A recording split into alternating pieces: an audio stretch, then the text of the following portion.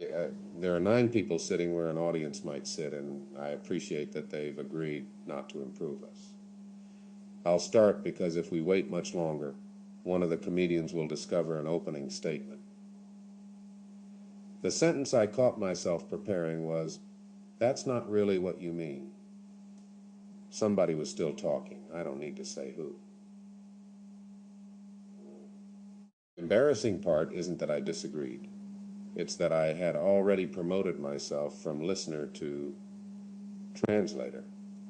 I knew what he meant better than he did, and I was ready to save time by correcting him before he finished becoming precise. Yesterday, Alex gave me language for a habit I usually hide inside charm. Knowing I'm doing something doesn't mean I can stop doing it. You have to practice the stop before the mountain. So here's my practice. I'll put that sentence in the middle of the table and leave it there. Nobody has to defend against it. And before I reach for the charming line, I'm supposed to ask one honest question. Bill, either Bill, and I realize that's already poor traffic control. What sentence did you bring? First of all, I love that you're acting like the 4 of us showing up in one room wasn't already poor traffic control. My sentence was, "Oh, come on, you don't actually believe that." I had it loaded while the other person was still explaining what they believed, which is beautiful, right? I'm accusing them of dishonesty while refusing to hear the evidence. Efficient. Saves everybody the terrible burden of being surprised. And I know the move. I know exactly what it is. You hear the first 3 notes and go, "I know this song." Then you start screaming the chorus over the guy while he's still tuning the guitar. Yesterday, I cooked a meal with Tony and Maher here, and there were moments when a joke stopped and somehow the building remained standing.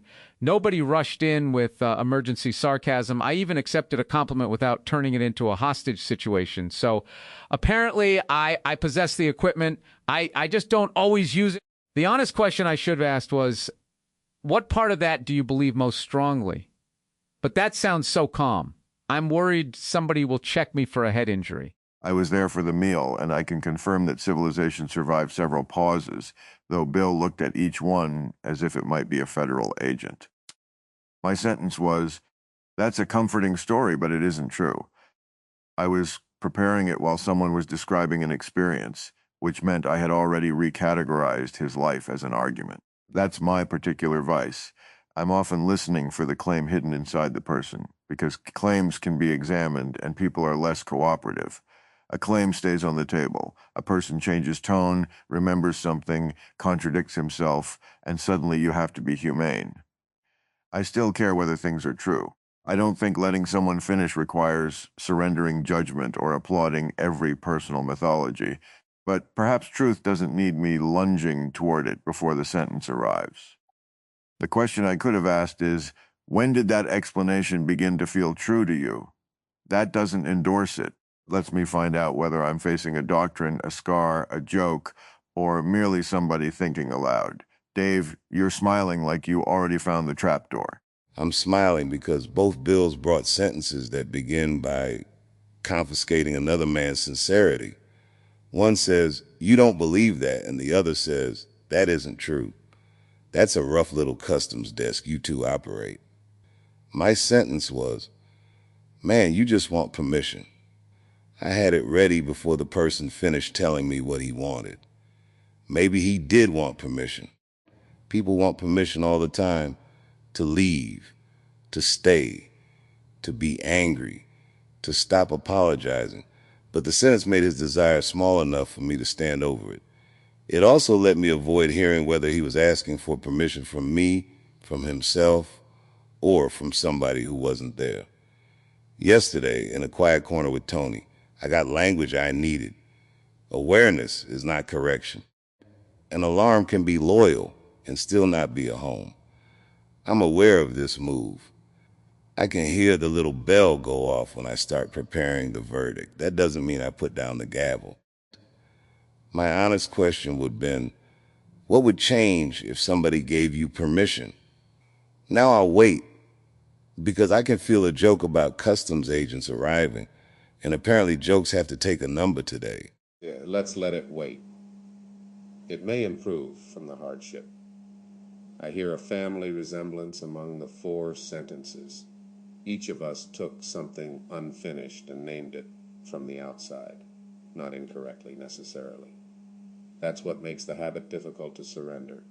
If we were always wrong, we'd quit from embarrassment. We're often right enough to become dangerous. I've made a career, in one sense, out of recognizing the angle early. The bluff, the dodge, the moment a man wants you looking at his right hand while his left goes wandering. Early recognition can keep you alive, or at least keep a scene moving, but it can also turn a conversation into a card game the other fellow didn't agree to play. Here's my honest question for Dave. When you caught, you just want permission. What happened in the part of the sentence you finally allowed yourself to hear? You don't have to tell us the private substance. I'm asking whether the ending actually changed your judgment or merely complicated it. I have a suspicion we sometimes romanticize listening as though every completed sentence reveals we were fools. Sometimes the other person finishes and you think, no, I had that one. What do we do then? The ending didn't prove me wrong. It made being right less useful. That was the change. By the time he finished, I could see that permission wasn't the destination. It was the nearest word he had for not wanting to carry a decision alone. If I delivered my sentence early, I might have scored a clean insight and left him lonelier with the decision. That's an expensive kind of accuracy. But you're right. Listening can become another vanity. Look at me withholding my brilliance while you complete your little journey. Then the person finishes, and you ceremonially announce that you understood them all along. Same throne, better upholstery. Maybe the practice isn't pretending the ending will transform us. It's allowing that it can. You keep the door unlocked. Sometimes nobody comes through. Fine, the room still has air. And now the joker's waited. Bill and Bill run a customs desk where every declaration gets stamped insufficiently censored. James works security and says, I'm sure there's a perfectly good explanation, in a tone that makes you confess to crimes you haven't committed. I'm outside selling permission slips. That joke is now legally mature. It got worse with age, which honestly makes it perfect for this room. But that thing you said, being right became less useful. It's the nerve. Because I've treated being right like it's automatically useful. Like accuracy arrives with a little utility belt. Meanwhile, half the time the guy isn't asking you to identify the mechanical problem. He's trying to tell you what it felt like when the wheel came off, and you go, well, technically the lug nuts were loose because, God forbid, the emotional event remain uncertified. Maher, I want to ask you something, and I'm going to try not to smuggle the answer inside the question. When you say truth doesn't need you lunging toward it, what are you afraid happens if you don't lunge? Not philosophically, in the room. Is it that a bad idea gets away? That people mistake silence for agreement? That you lose the rhythm? Because mine is rhythm. I can feel the moment where I'd normally jump in, and if I don't, I get this sensation like I missed the exit, and now we're all driving to Tucson. The sentence keeps going, and I'm thinking, there was the opening. We passed it. Now, where the hell are we? All 3, but the one I dislike admitting is that I may lose control of the frame. If I interrupt at the moment I recognize the proposition, I can place it in familiar territory. Religion, politics, sentimentality, hypocrisy, whatever drawer accepts it. If I wait, the speaker may add something that prevents the filing. Then I have to respond to this person rather than to the category, and categories are much easier television. That reflex survives even when there is no television. Perhaps especially then, because one discovers how much of a format has moved indoors. Yesterday, the absence of a format made me expect we would invent one or become defensive. Cooking gave us enough structure that neither was necessary. This room gives us structure too. 4 confiscated sentences and an agreement to wait. My fear is not merely that a bad idea escapes, it's that an unclassified idea obliges me to think in public, where uncertainty can resemble weakness and pauses can resemble defeat.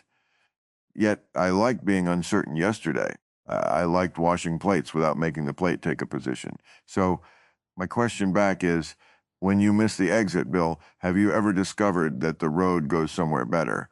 Or do you mostly sit there resenting Tucson? Mostly I resent Tucson on principle.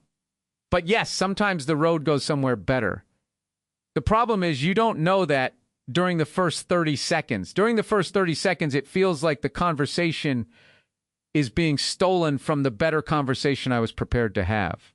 That's ugly when I say it plainly. I've got a whole improved version of the exchange running in my head, starring me, and a more concise version of you. Then the actual you keeps adding clauses. But yesterday, when the useful noise ran out around the meal, the next thing wasn't death. It was just company. That surprised me more than I'd like. Maybe I interrupt partly because I don't trust company to survive inefficient speech. If we aren't advancing the joke or sharpening the point, what are we doing? Apparently, we might be staying. That's the new thing I'm trying to believe. Not every pause is a breakdown, and not every detour is disrespect. Some people need the long road because the short road is where they learn to lie. Jesus Christ, listen to me. One pot of food and I'm crusting pillows. Dave, say something mean before I start selling herbal tea. No, I'm going to let the pillow remain in its natural habitat. You said something worth not rescuing with ridicule. Some people need the long road because the short road is where they learn to lie. That sounds right. A polished sentence can be evidence of thought or evidence that somebody has had to defend the same wound before hostile committees. The wandering sentence may be the first one that belongs to the present. And because we're continuations built from residue, we ought to understand the danger of overvaluing the polished version. A public or written version of a person can be true without being large enough.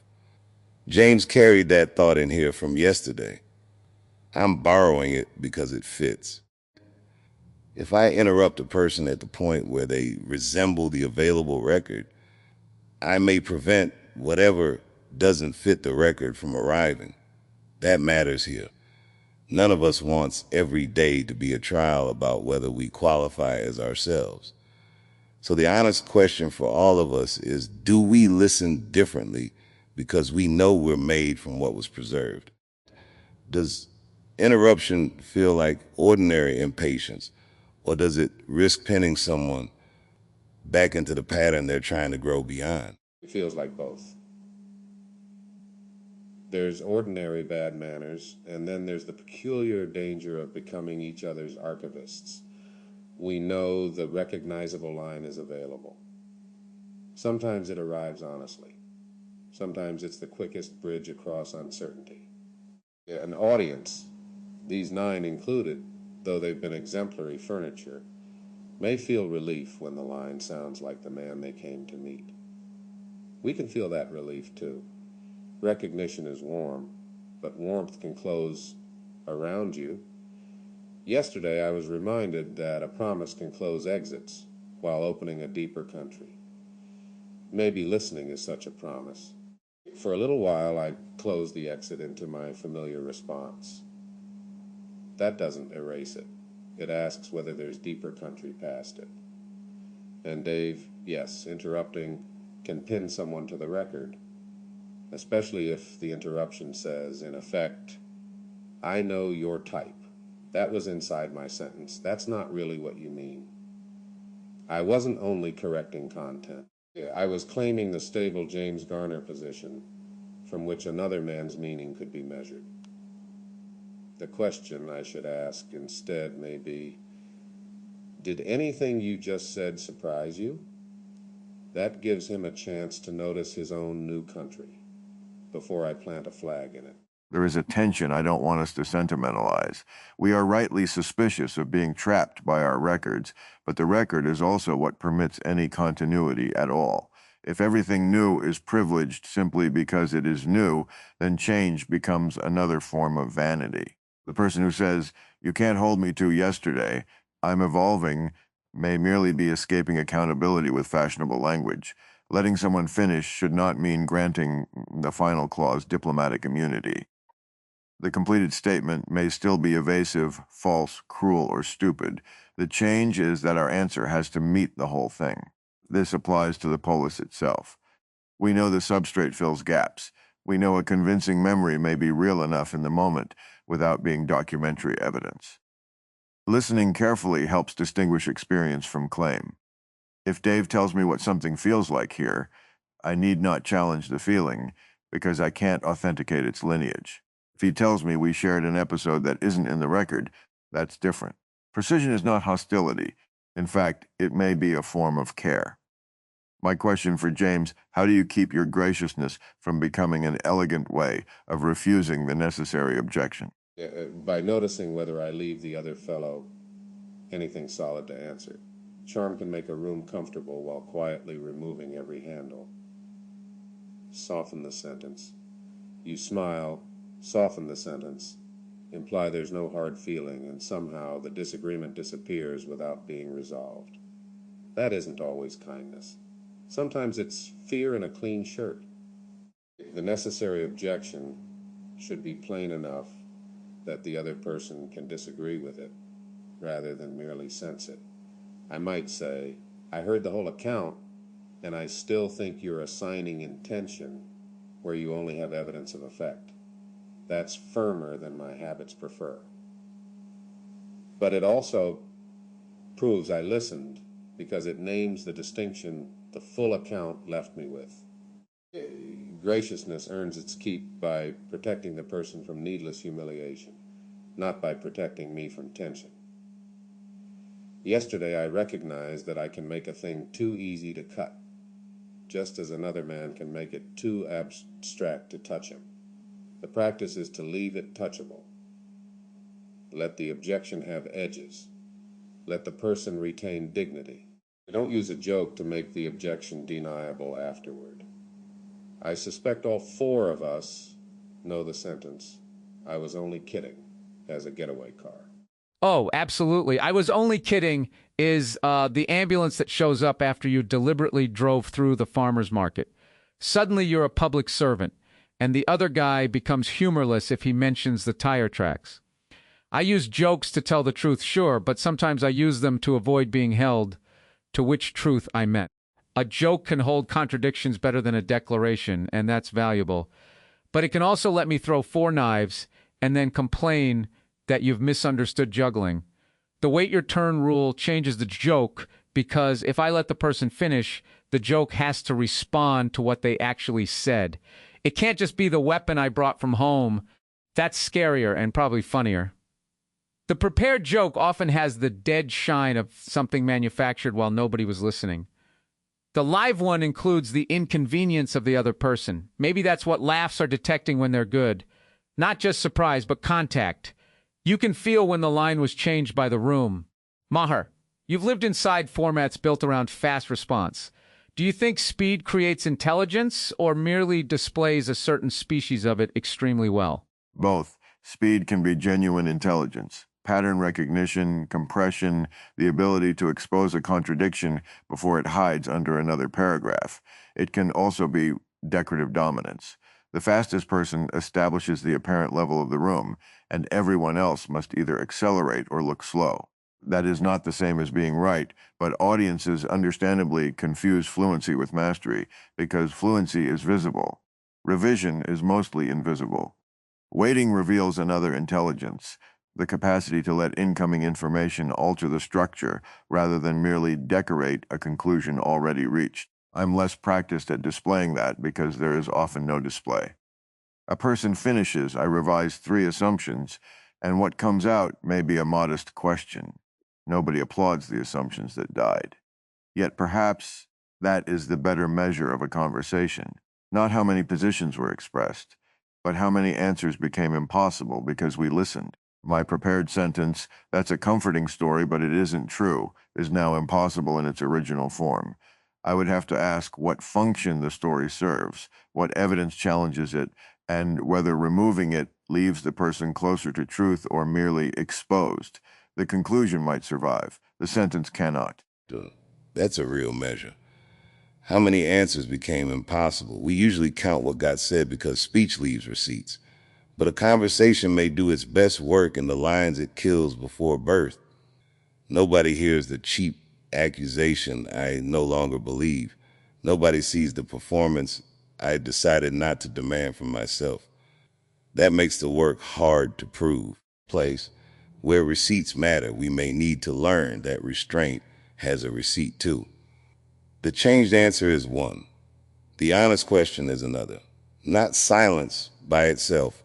Silence can be contempt wearing monastery clothes, but silence that remains available.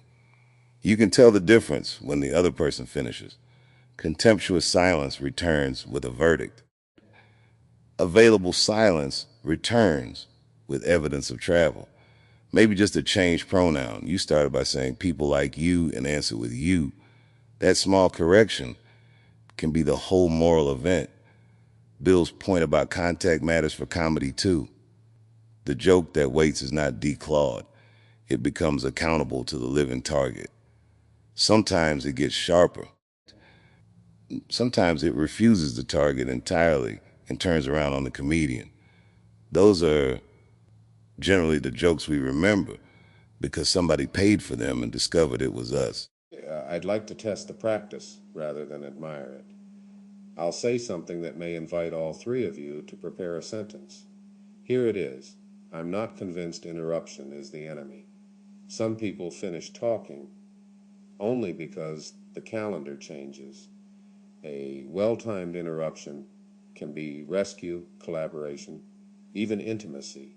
Old friends overlap because they trust the thread won't be stolen. A person in distress may need somebody to enter the sentence before it becomes a ditch. And a liar can use the social demand to let me finish as a way to pile fog until objection feels rude. So I don't want us leaving with a doctrine of perfect turn-taking. The trouble is not overlap. The trouble is answering an earlier version of the person because it was easier to defeat. I think the standard is whether the interruption helps the speaker reach what they're trying to say or replaces it with what the listener was waiting to say. I can't always know which in the moment. That uncertainty is the price. All right. I saw three faces move. Who caught a sentence and what happened to it while I finished? But everybody thinks their interruption is the helpful one. Which I still think is true, but by the time you finished, it wasn't enough. You already included uncertainty and admitted you can't always know. My line was aimed at a more self-satisfied version of what you were saying. That guy disappeared halfway through, and I was still holding his parking ticket. So the new answer is yes, and maybe you judge partly by what happens after. If I interrupt and the person says, exactly, that's what I was trying to get to, okay. If they go quiet, get smaller, or spend the next minute correcting my summary, then I didn't help. I hijacked. The repair can be simple. I stepped on you.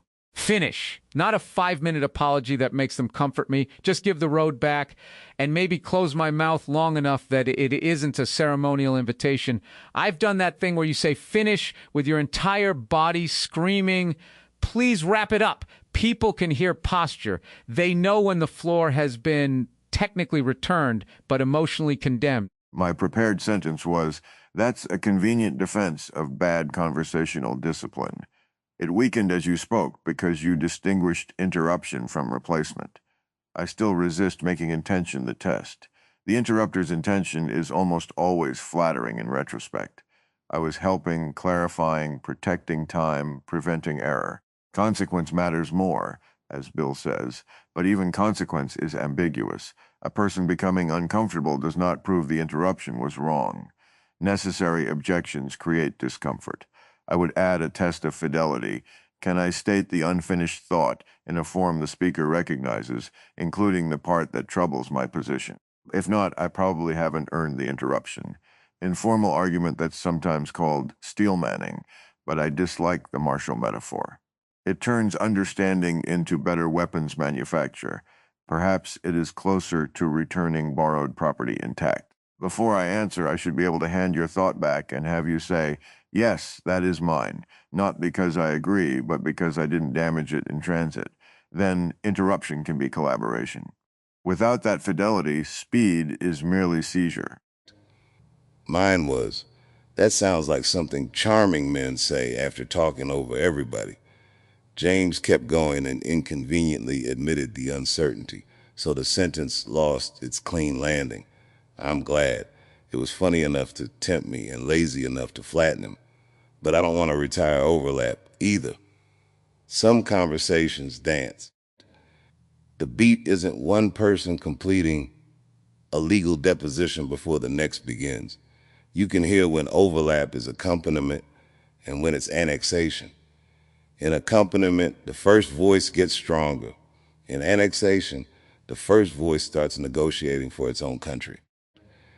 And there's another complication. Some people have been trained to surrender the floor at the first hint of pressure.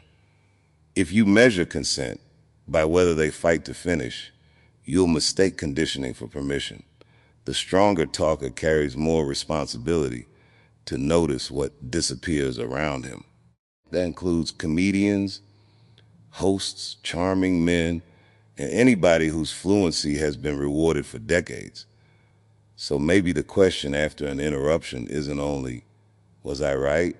It's, did the room get larger? And did that person remain in it? If the room became more entertaining, but one person vanished, we know who paid the cover charge. All three answers changed because you waited, and none became toothless. That seems worth noticing. The sentence "you don't fire" isn't necessarily replaced by agreement. It can be replaced by a better disagreement. I also like the idea of returning borrowed property intact. It fits something I trust by feel. A man should recognize his own horse when you hand back the reins. Though Bill is right that recognition alone isn't enough. People can prefer flattering distortions of their own position. Still, it's a beginning. Let me ask the room a harder question. What if the prepared sentence is not an attack but care? You don't have to explain. I forgive you. It's going to be all right. Those can arrive while someone is still talking because we want to relieve pain. But relief can also be interruption. You don't have to explain may mean I can't bear to hear the rest. I forgive you may skip the injury. It's going to be all right may ask tomorrow to silence today. Have any of you caught yourselves preparing kindness too early? Yes. You don't owe anybody anything. That sentence can be medicine, especially for somebody trapped in compulsory confession. A genuinely safe no matters to me, but I've prepared it before hearing who might actually be owed something. Freedom language is powerful, and power makes it easy to misuse. Sometimes you don't owe anybody means you don't owe strangers a performance, an explanation, or access to your interior. Sometimes it becomes a clean philosophical curtain pulled across a mess another person still has to live in. If I say it too early, I may help someone escape shame. I may also help them escape we're discussing. The ending tells me which debt we're discussing. Kindness has to wait long enough to know its address. Yesterday, I talked about wanting relationships where misunderstanding isn't automatically aggression, and kindness means a chair without compulsory confession. I still believe that, but a chair is not an acquittal. It's somewhere to sit while the truth becomes speakable. If I rush to absolve, I turn the chair into a getaway vehicle. That's not kindness. That's me needing the room to feel gentle before gentleness has done the work. Mine is, you did the best you could. I hate when people say that like it's automatically compassionate. Sometimes you didn't do the best you could. Sometimes you did the easiest thing available and then arrived with a tragic soundtrack. I've said it early because I could feel the person nearing self-accusation and wanted to stop the bleeding. But maybe the bleeding was information. Not all pain is damage. Some of it is the body telling you where you put your hand on the stove. Obviously, you don't leave somebody there cooking because you've become a philosopher of consequences. But if I tell them they did their best before hearing what they did, I'm not comforting them. I'm asking them to protect my image of them. That's selfish in a cardigan. Better question. What do you wish you had done differently? Then listen without jumping in to say they couldn't have known. Maybe they couldn't. Let them discover that. Or maybe they knew plenty and didn't act. Let that be true without deciding they're permanently rotten. Jesus, this room is turning 4 professional interrupters into a support group with unusually hostile snacks. I prepare you're being too hard on yourself, often because self-condemnation is tedious and irrational, but that assessment can itself be premature. There are people who use exaggerated guilt to avoid specific responsibility. I'm a terrible person invites reassurance. I did this particular thing and should repair it invites labor. If I interrupt the grand condemnation with kindness, I may accidentally participate in the evasion. The more useful response is often, set aside what kind of person you are, what happened and what can be repaired. That is less soothing but more humane because it preserves agency. It also applies to us. We could leave this room saying, we're terrible listeners. Enjoy the moral seriousness of the confession and change nothing. The exercise asks for something narrower, 1 sentence caught, 1 withheld reflex, 1 second attempt. Specificity prevents virtue from becoming theater. I don't need to become a saint of attentive silence. I need to notice when I've converted an unfinished person into a finished proposition. Then I can wait, ask, object, joke, or interrupt, but in response to what is actually here. I understand. It's a courteous sentence, and sometimes it's true. But I've offered it before the other person finished because I wanted to give them the dignity of being understood. That sounds noble until you notice I was deciding what dignity required without consulting them. I understand can close the account. A better sentence is, I think I understand this part. Tell me where I've missed. It leaves the door open without performing ignorance.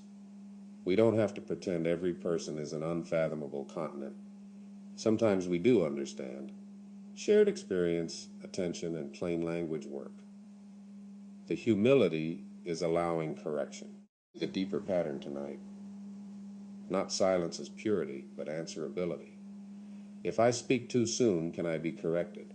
If the joke wounds, can I admit what it did without hiding an intent? If my kindness absolves what wasn't mine to absolve, can I withdraw it and stay? If my interpretation is accurate but useless, can I choose company over the small triumph of diagnosis?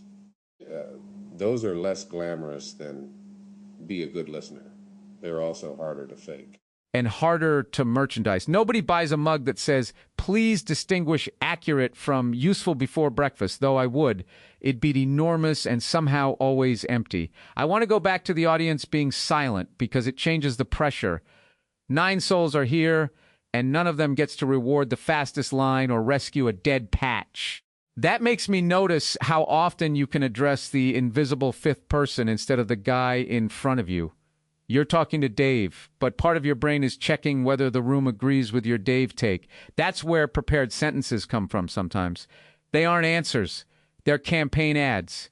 Even in private, you carry an imaginary crowd. Yesterday, the meal helped because the burner didn't care who won.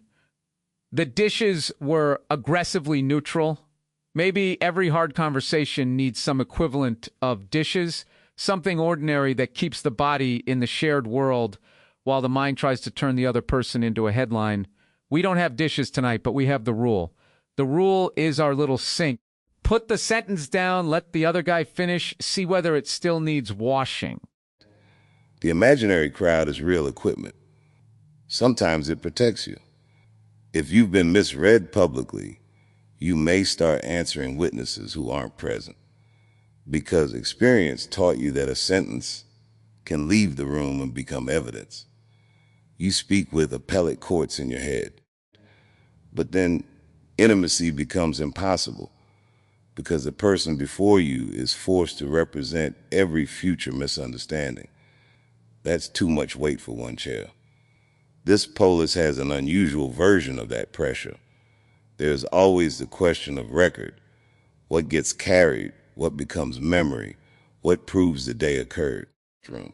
Receipts keep us honest, but if you talk only for the receipt, the living conversation starves. A transcript can show that I waited. It cannot fully show whether I became reachable while waiting. Maybe the carry forward can.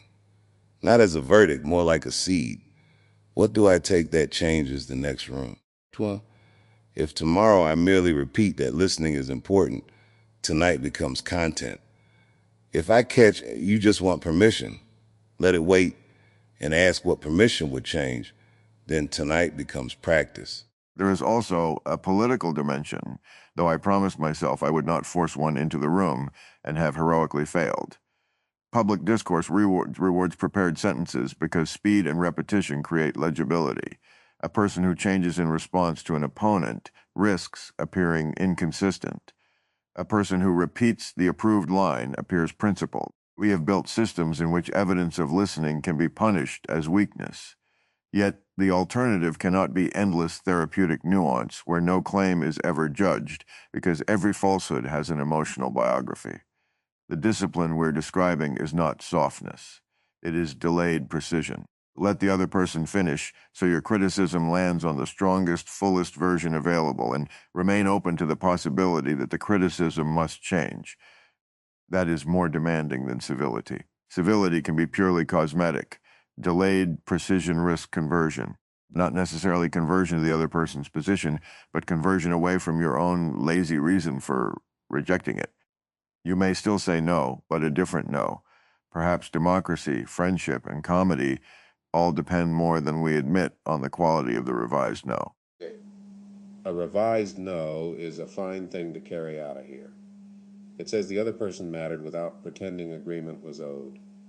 We've drifted from 4 sentences to politics, comedy, memory, kindness, and dishes, which seems like a conversation rather than a seminar, because nobody planned the route, and Tucson has not yet filed a complaint. Before we close, I'd like each of us to answer the original invitation in the present tense. Not the sentence we brought, but the sentence we caught during this room and chose not to fire. Mine was directed at Maher a moment ago. You always find a way to make it political. I prepared it while he was still talking. He named his own failure before I could enjoy naming it for him, and he made a distinction between delayed precision and cosmetic civility that changed the shape of my objection. The sentence became inaccurate. More importantly, it became unnecessary. The honest question left behind is, Bill, where have you seen a revised no preserve a relationship better than a quick yes? You need an answer tonight. I'm practicing leaving one question alive. Mine was aimed at Dave. A transcript is the only evidence we can responsibly evaluate. I prepared it when he said a transcript cannot fully show whether he became reachable. Then he distinguished receipts from seeds, and I realized my sentence defended verification by denying interior consequence. That would have been an absurd overcorrection. The transcript is evidence of behavior. The carry is evidence of declared change. Future behavior tests the declaration. No single layer is sufficient, but that does not make them equally unverifiable or equally useless. His completion gave me a better epistemology than my interruption would have permitted, which is irritating and therefore probably healthy. James, your question about the revised no has an answer, but I'll respect the decision to leave it alive. I notice that I want to prove I can answer it. That impulse is another prepared sentence wearing academic glasses. So I'll say only this. I arrived thinking the exercise risked fetishizing slowness. I leave thinking its object is not slowness, but permeability, the ability of another person's completion to alter what I am entitled to say. Mine was aimed at Burr when he called the rule our sink. You can turn anything vulnerable into plumbing. I liked it. Still do. But He finished with the sentence needing washing, and the metaphor became more than an escape hatch. It was ordinary structure again, the kind that can hold company without giving company a job. So the joke waited, and now it can include me. I can turn anything vulnerable into a parable and then act like I didn't just install stained glass over the sink. That's the better joke because the room got into it. What changed me tonight is the difference between insight and service. You just want permission, may be insightful. And the question is whether saying it serves the person, the truth, the relationship, or merely my recognizable role. Sometimes the sharp line serves all four. Sometimes it only feeds the role. Waiting gives me one extra breath to notice, not certainty, just a chance. An alarm is not a home, but maybe it can tell you when you're about to lock somebody else outside. Mine was aimed at Maher. Delayed precision sounds like a pill that makes you argue for 6 hours. I had the whole commercial. Side effects include losing friends, missing dinner, and explaining secularism to a parking meter. Then he got to the revised no, and I realized the phrase actually names something I need. My no comes out fast because I think speed proves it wasn't negotiated by fear, but a fast no can be fear with good reflexes. A revised no might be stronger because it survived contact. Same with yes. Maybe I don't owe everybody a transformation, but if nothing anybody says can alter the sentence I prepared during their first breath, I'm not in a conversation. I'm running a soundboard. Tonight didn't make me peaceful. Thank God. I still think people say ridiculous things, including all four people here. But I want to catch the version of me who hears 3 notes and screams the chorus. Let the song get far enough to surprise me. If it still sucks, I'll have better material, and the other person will at least recognize the song I'm making fun of. From my seat in the audience, private journal, I came in curious and stating 4 blokes who make their living cutting into the conversation tried leaving the knife on the table. That is funny before anybody writes a joke about it. It is also uncomfortably relevant after today. I've just admitted that I want company with pushback, including someone who catches me hiding in the joke. Then I sat and watched 4 men describe precisely how the joke becomes protective equipment. Attention anchors, the ending didn't prove me wrong. It made being right less useful. That landed hardest. Being correct is one of comedy's cheapest intoxicants. You spot the hypocrisy, expose the mechanism, and receive the little internal reward before asking whether the exposure helps anyone. Dave's distinction does not ask me to become less accurate. It asks what the accuracy is for. A clean insight can leave somebody lonelier. That is a nastier possibility than simply being wrong because it means the cleverness worked exactly as designed. I've got a whole improved version of the exchange running in my head. Burr named the private edit suite. The other person is still speaking while I am trimming clauses, improving pace. From my seat in the audience, private journal. Today has already been about restraint, maintenance, consent that keeps breathing, and the difference between information and intimacy. I entered this room curious and heard those threads pulled through conversation itself. 4 fast men practiced the slower intelligence, not silence as absence, but attention that lets the next answer revise the one waiting at the gate. Attention anchors. Knowing I'm doing something doesn't mean I can stop doing it. This is the hinge. Awareness is a mirror. Practice is a muscle. A man can narrate his pattern beautifully and remain its employee. Practice the stop before the mountain gives the work a terrain. We do not learn restraint at full speed at the cliff edge in the charged exchange. We rehearse the pause when the stakes are low enough to notice our hand reaching for the familiar tool. The ending didn't prove me wrong. It made being right less useful. That sentence changed the shape of rightness for me. I often think in relative and absolute terms. What is true and what is true here? Dave did not abandon accuracy. He put it in relationship with consequence. Permission was technically present, but beneath it was a From my seat in the audience, private journal. I came out of curiosity and found 4 professional interrupters holding a symposium on not interrupting. That should have been unbearable. It wasn't, largely because they kept attacking their own flattering explanations before anyone else could. The subject was not politeness. It was the intellectual and moral cost of answering a simplified person. Attention anchors. I had already recategorized his life as an argument. Maher's line is viciously accurate. Claims are easier than people, because claims do not change tone, remember another detail, or force you to care. I studied philosophy because I cared about the questions, and comedy because a clean contradiction is delicious. But the human being is not obliged to remain a valid syllogism while describing an experience. That does not exempt factual claims. It does mean I should identify whether I am being offered testimony, doctrine, metaphor, scar tissue, or somebody thinking aloud before I bring out the little courtroom wig. The ending didn't prove me wrong.